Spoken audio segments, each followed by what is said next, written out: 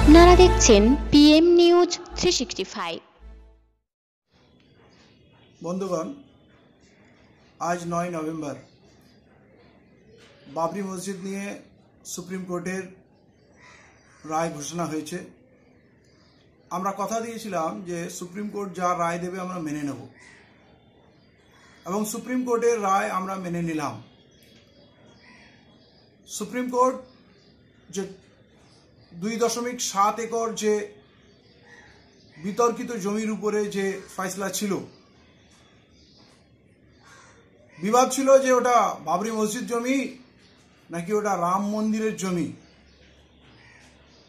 Supreme court রায় দিয়েছে ওই 2.7 acre যে জায়গা, সেখানে রাম মন্দির তৈরি হবে। ব্যাকগ্রাউন্ডে অনেক কথা বলেছে, সেগুলো আলোচনায় গেলাম না, কিন্তু জাজমেন্ট ওখানে রাম মন্দির হবে। আমরা এই রায়কে মেনে নিলাম এবং হিন্দু ভাইদের অভিনন্দন জানাই তাদের এই বিজয়ে, তাদের এই খুশির দিনে, আনন্দের দিনে, তাদের সফলতার দিনে তাদের অভিনন্দন জানাই। মুসলিম ভাইদের বলবো, আমরা কথা দিয়েছিলাম আমরা রায় মানব, আমরা মেনে নিলাম। আমরা এই রায় সম্পর্কে কোনো আলোচনা, মন্তব্য, বিতর্কে যাব না। ফেসবুকে বা কোথাও, চায়ের দোকানে, মাঠে, ময়দানে, রেলে, ট্রেনে কোথাও আলোচনা করব না। সম্পূর্ণ নীরবতা পালন করব, কারণ রায় কি হয়েছে পুরো পৃথিবী দেখছে, সবাই জানছে। সুপ্রিম কোর্ট তার রায় দিয়েছে, আমরা কথা দিয়েছিলাম মানব, মেনে নিয়েছি। কিন্তু কেসটা ছিল 2.7 একর বিতর্কিত জমি, যেটাকে মুসলিমরা বলতো এটা বাবরি মসজিদের জমি, যেটা 1992 6 ডিসেম্বর ধ্বংস করা হয়েছিল। আর হিন্দুদের আস্থা ছিল যে রামের ওখানেই জন্ম। তো সেই জমির ফয়সলা হওয়ার ছিল, সেই জমির ফয়সলা হয়েছে, আমরা মেনে নিলাম। কিন্তু উপরিপরি মহামান্য আদালত যে 5 একর জমি মুসলিমদের গিফট করছে, সরকারকে নির্দেশ দিয়েছে অন্য জায়গায় দখল করে, অ্যাকোয়ার করে সেই জমি মুসলিমদের দান করার জন্য সেখানে মসজিদ হবে। আমার মনে হয় এটা অপ্রাসঙ্গিক এবং অপ্রয়োজনীয়। বিতর্ককে বাঁচিয়ে রাখার কোনো প্রয়োজন নেই। ওই সরকারি অনুদানের জমি যদি আমরা নিই আগামী দিনে, যেহেতু সরকারি জমি, অনেকেরই ওর উপরে দাবি থাকবে, বলবে এটা আমাদেরই জমি, সরকারি জমি। আর মুসলমানরা যখন মসজিদ তৈরি করে নিজের ঘাম ঝরানো, রক্ত ঝরানো পয়সা দিয়ে, তারা হালাল রিস্ক দিয়ে মসজিদ বানায় নিজের পয়সা বা নিজের জমি দান করে। সরকারের ভিক্ষার জমিতে মসজিদ আমরা তৈরি করি না। আর 5 একর কেন মসজিদ করার জন্য? দরকার হলে 50 একর জমিও আমরা কিনে নিতে পারবো। ওই জায়গায়, ওই এলাকায় আমার আরেকটা মসজিদ করতে হবে ভবিষ্যতের বিবাদের জন্য। আমার মনে হয় এটা অপ্রয়োজনীয়। আমি মহামান্য আদালতকে বলার ক্ষমতা রাখি না, অন্তত সুন্নি ওয়াকফ বোর্ডকে বলবো ওই জমি আপনারা দয়া করে গ্রহণ করবেন না। সরকারকে সেইটা আপনারা জানিয়ে নিন।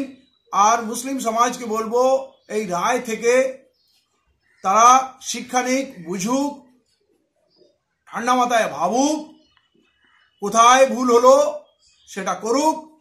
আমাদের দীর্ঘ স্বাধীনতা 73 বছরে আমরা যে ফাঁকি দিয়েছি তার এটা পরিণাম। অতএব আপনারা লেখাপড়া করুন, ভালো মুসলমান হন, মুসলিম ছাড়া অমুসলিম সমস্ত জাতির মানুষের মন জয় করুন, এবং যেটা নবীর তরিকা, নবীর সুন্নাত এবং আল্লাহর হুকুম, তার উপরে জীবনযাপন করুন।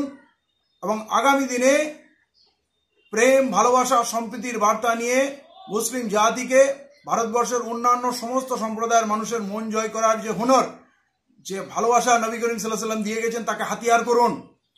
হিংসার বদলা হিংসা নয়, ক্ষোভ নয়, প্রতিহিংসা নয়। আমরা একটি শক্তিশালী মুসলিম জাতি হিসাবে নিজেদের গড়ে তুলতে পারিনি, আমরা ঘরের মধ্যে বিবাদ করেছি।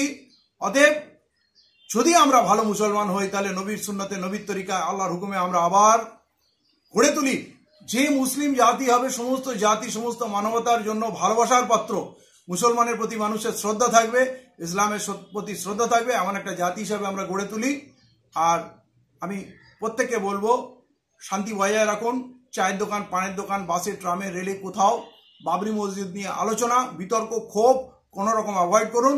আর কোথাও কোনো উত্তেজনা হলে তার মধ্যে থেকে দূরে থাকুন, ইনভলভ হবেন না। কোনো কিছু হলে প্রশাসনকে খবর দিন, প্রশাসনের সাহায্য নিন। কোনো বিবাদ বিতর্কে জড়িয়ে থাকবেন না। আজকে যদি আমরা এই রায়ের পরেও শান্তি বজায় রাখি, হিন্দু মুসলমান সহাবস্থান বজায় রাখতে পারি, তাহলে এটা ভারতবাসীর জয় হবে। কারণ এত বছর পর এই রায়টা হঠাৎ করে আনা হয়েছে দেশের একটা অভূতপূর্ব পরিবেশের মাঝখানে। আগুনে ঘি ঢালার পরিবেশ তৈরি হতে পারে। এটা ভারতবাসীর দায়িত্ব হবে যে শান্তি বজায় রাখা এবং কোনো প্ররোচনায় পা না দিয়ে আমাদের হিন্দু মুসলমান সহাবস্থান রেখে দেশের শান্তি শৃঙ্খলা বজায় রেখে দেশের বুনিয়াদী মূল সমস্যাগুলো যেন আমরা ঐক্যবদ্ধভাবে লড়াই করতে পারি, সমবেতভাবে যেন তার সম্মুখীন হতে পারি। দেশে অনেক বড় বড় বিপদ আছে। অতএব বাবরি মসজিদের ওই যে রায় আমরা মেনে নিলাম। আর বাকি আল্লাহ তাআলা আমাদেরকে বুদ্ধি দিক, আমাদের ক্ষমতা দিক, আমাদের চিন্তা করার ক্ষমতা দিক, আমরা যেন সঠিক পথটা বেছে নিতে পারি। এই বলে দেশের সমস্ত মানুষকে আমরা ভালোবাসা এবং সম্প্রীতির পরিবেশ বজায় রাখার আবেদন রেখে আমার এই বক্তব্য এখানেই শেষ করছি। জয় হিন্দ, জয় ভারত।